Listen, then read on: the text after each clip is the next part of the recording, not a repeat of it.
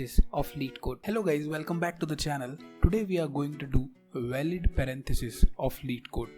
समझते हैं इसके अंदर क्या करना है हमको। तो हमको एक स्ट्रिंग दी हुई है, उसके अंदर पैरेंथेसिस है और हमें ये पता करना है कि क्या वो पैरेंथेसिस वैलिड है।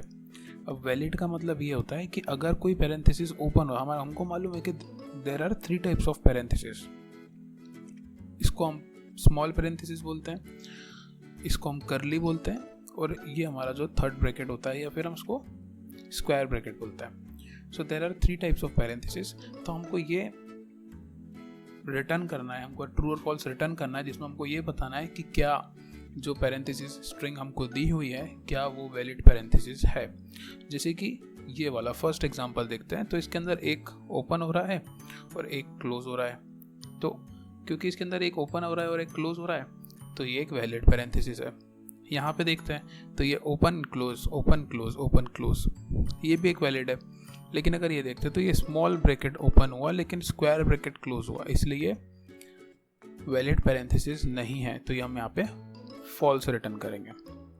ये हुआ तो हमने जैसे अभी ये ओपन हुआ और यहाँ क्लोज हो रहा है लेकिन बीच में ये स्क्वायर ब्रैकेट आया, ओपन हुआ। अब अगर ये इसको वैलिड होना होता तो स्क्वायर ब्रैकेट को पहले क्लोज होना होता, उसके बाद स्मॉल ब्रैकेट को क्लोज होना होता। हमारी ड्राइंग स्क्रीन पे हम समझते हैं कि हम इसको कैसे कर सकते हैं। ठीक है, तो जैसे कि जो एग्जांपल हमने देखा अभी वो कुछ इस प्रकार से था। तो ये एक वैलिड पैरेंथेसिस नहीं है, तो हमें फॉल्स रिटर्न करना है। ठीक है, ये वैलिड पैरेंथेसिस कब होता? ये वैलिड पैरेंथेसिस तब होता जब ये स्क्वायर ब्रैकेट अंदर ही क्लोज हो जाता, तो ये एक वैलिड पैरेंथेसिस होता। अब इस क्वेश्चन को हम कैसे अप्रोच कर सकते हैं वो हम समझते हैं। तो बहुत ही सिंपल सा तरीका है इसको अप्रोच करने का। हम क्या कर सकते हैं, हम लोग एक स्टैक यूज़ कर सकते हैं।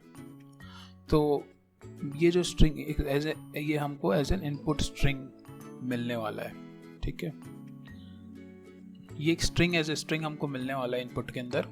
तो हम इसको एक एक करके एक एक कैरेक्टर को इटरेट करेंगे और चेक करेंगे कि वो क्या एक ओपनिंग पैरेंथेसिस है या फिर एक क्लोजिंग पैरेंथेसिस है,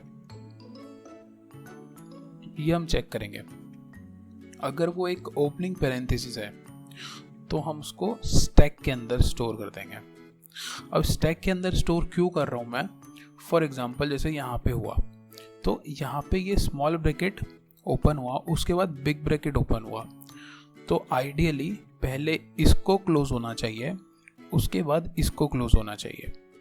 तो जो लास्ट ब्रैकेट, जो भी लास्ट ओपनिंग ब्रैकेट होगा उसको पहले क्लोज होना पड़ेगा। स्टैक भी हमारा यही होता है, लास्ट इन फर्स्ट आउट। तो उस टाइप से ही है ये ब्रैकेट्स पैरेंथेसिस के अंदर भी लास्ट इन और फर्स्ट आउट होता है। जो पैरेंथेसिस लास्ट में ओपन हुआ है वही फर्स्ट में क्लोज होगा, तो ही वो वैलिड पैरेंथेसिस होगा। इसलिए हम लोग यहाँ पे स्टैक यूज़ कर रहे हैं। तो हम सिर्फ ओपनिंग पैरेंथेसिस को स्टैक में डालेंगे। तो हम क्या करेंगे, इस जैसे कि अभी ये हमारा एग्जाम्पल है। ठीक है, ये स्ट्रिंग है। अब हम क्या चेक करेंगे, ये एक ओपनिंग पैरेंथेसिस है तो मैं ये समझ लो, सपोज करो ये मेरा स्टैक है।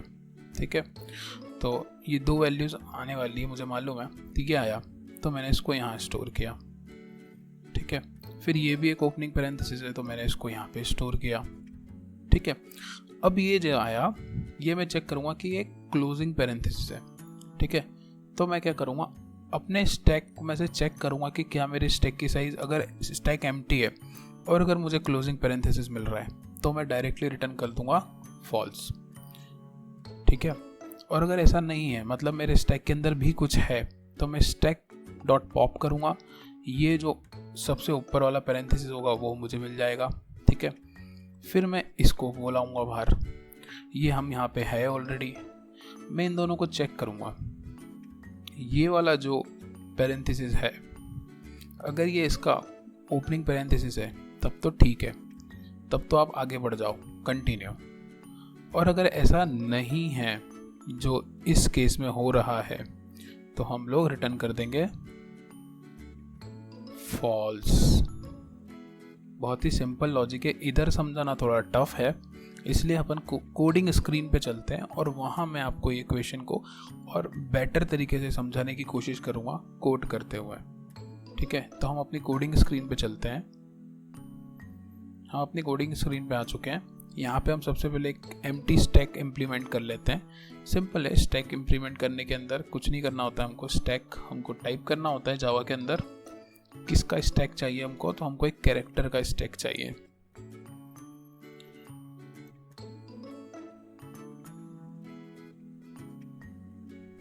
New stack. ठीक है, अब हम जो है हमारा एक फॉर लूप चलाते हैं इस स्ट्रिंग को इटरेट करने के लिए। स्ट्रिंग की लेंथ तक चलाएंगे हम लोग।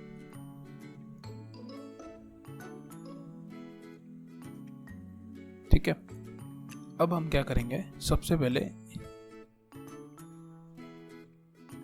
ये जो कैरेक्टर आ रहा है, जो कैरेक्टर हमको मिल रहा है स्ट्रिंग से, उसको हम स्टोर कर लेते हैं कैरेक्टर के अंदर।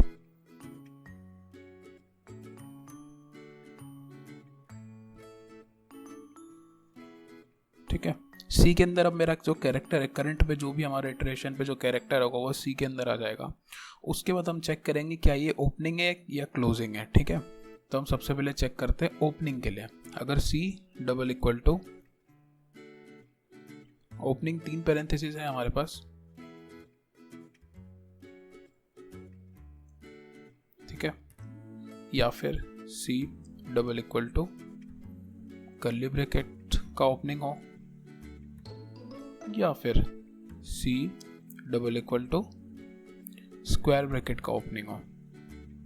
इन तीनों में से अगर कोई भी ओपनिंग ब्रेसेस होते हैं तो हम इसको स्टैक के अंदर ऐड कर देंगे स्टैक डॉट पुश की हेल्प से। ठीक है, अगर ऐसा नहीं होता है तो मतलब कंफर्म है कि ये एक क्लोजिंग पैरेंथेसिस है। ठीक है, तो अब क्लोजिंग पैरेंथेसिस में सबसे पहली चीज़ हमको ये करना है कि हमको चेक करना है कि अगर मेरा स्टैक एम्प्टी है तो if I check stack dot empty, अगर ऐसा है तो मैं स्ट्रेट अवे रिटर्न कर दूंगा फॉल्स। ठीक है, मतलब कि आपने कोई ओपनिंग पैरेंथेसिस दिया नहीं, उसके पहले आपने एक क्लोजिंग पैरेंथेसिस दे दिया। ये जो कंडीशन है ये चेक कर रही है। ठीक है, कि मेरे पास स्टैक के अंदर कोई ओपनिंग पैरेंथेसिस नहीं है, but you have given me an closing parenthesis, so I will directly return false, it is not a valid parenthesis. Okay, अगर ऐसा नहीं होता है तो हम लोग क्या करेंगे, हम लोग इस स्टैक डॉट पॉप करेंगे, तो इस कैरेक्टर को भी हम बाहर निकाल लेते हैं। ठीक है, इसको हम नाम देते हैं ए और हम करते हैं स्टैक डॉट पॉप। ये कैरेक्टर आ गया हमारे पास। अब यहाँ पे हमको 3 कंडीशन रहेगी। ठीक है, 3 कंडीशन क्या रहेगी कि अगर मेरा कैरेक्टर कौन सा क्लोजिंग पैरेंथेसिस है मुझे ये पता करना पड़ेगा ना, तो वो हम चेक करते हैं। अगर मेरा स्मॉल ब्रैकेट है कैरेक्टर, ठीक है, और जो अगर ये जो कैरेक्टर है अगर वो स्मॉल क्लोजिंग पैरेंथेसिस है तो मेरा जो ए है वो स्मॉल ओपनिंग पैरेंथेसिस होना चाहिए, नहीं तो ये वैलिड पैरेंथेसिस नहीं होगा। ठीक है, तो मैं क्या करूँगा, ए अगर नॉट इक्वल टू होता है ओपनिंग पैरेंथेसिस के, अगर ए मेरा अगर ओपनिंग पैरेंथेसिस नहीं हुआ तो यहाँ पे हम रिटर्न कर देंगे फॉल्स। ठीक है, सेम ऐसी हमको 3 कंडीशंस और लिखनी होगी, 2 कंडीशंस और लिखनी होगी, ऐसी 3 कंडीशंस होगी टोटल, क्योंकि मुझे मालूम नहीं है कि कौन सा वाला क्लोजिंग पैरेंथेसिस है। अगर ये करली क्लोजिंग पैरेंथेसिस है तो मेरा ए नॉट इक्वल टू होना चाहिए ओपनिंग करली पैरेंथेसिस के, और अगर ऐसा नहीं होता है, अगर ऐसा होता है मतलब कि मेरे पास क्लोजिंग करली पैरेंथेसिस है लेकिन मेरे स्टैक में ओपनिंग पैरेंथेसिस था ही नहीं करली वाला, तो मैं रिटर्न कर दूंगा फॉल्स। ठीक है, और एल्स यह भी एक इफ कंडीशन ही होगी, एल्स इफ कंडीशन होगी, जिसके अंदर हम चेक करेंगे कि अगर ये मेरा स्क्वायर ब्रैकेट क्लोजिंग पैरेंथेसिस होता है, ठीक है, एंड ऊपर लगाना हम भूल गए हैं, ये एंड होना चाहिए, और नहीं होगा, ये एंड होगा। ये एंड कंडीशंस है सब। a not equal to ये मेरा ओपनिंग वाला स्क्वायर ब्रैकेट, तो रिटर्न फॉल्स। ठीक है, ये हमारे यहाँ पे लूप जो है वो पूरा चल जाएगा, ख़त्म हो जाएगा। उसके बाद मुझे एक और कंडीशन चेक करनी पड़ेगी। हो सकता है कि हमने ओपनिंग पैरेंथेसिस तो दिया लेकिन क्लोजिंग नहीं दिया, तब उस केस में भी हमको फॉल्स रिटर्न करना है। तो उस केस के लिए यहाँ पे हमको चेक करना पड़ेगा कि इफ स्टैक डॉट, ये पूरा लूप चलने के बाद अगर मेरा स्टैक एम्प्टी है, इसका मतलब ये है कि हमारे जितने भी पैरेंथेसिस है वो सारे वैलिड है। तो हमने रिटर्न ट्रू कर दिया, नहीं तो हमने रिटर्न फॉल्स कर दिया। ठीक है, इसको एक बार रन करके देखते हैं, हो सकता है कुछ इश्यूज भी आए, देखते हैं क्या होता है। तो ये तो सही लग रहा है, एक बार ठीक है इसको सबमिट ही करके देखते हैं क्या होता है।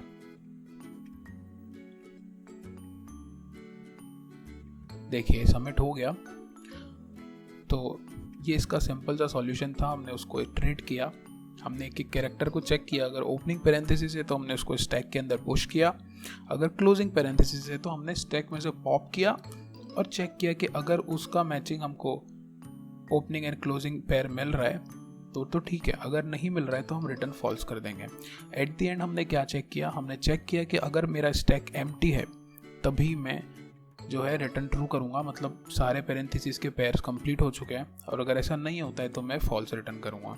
ठीक है, सो अगर आपको ये वीडियो पसंद आया हो तो लाइक करें, शेयर करें और चैनल को सब्सक्राइब करें, और अपने दोस्तों के साथ ज़रूर शेयर करें अगर आपको अच्छा लगा है वीडियो तो। Thank you so much for watching the video.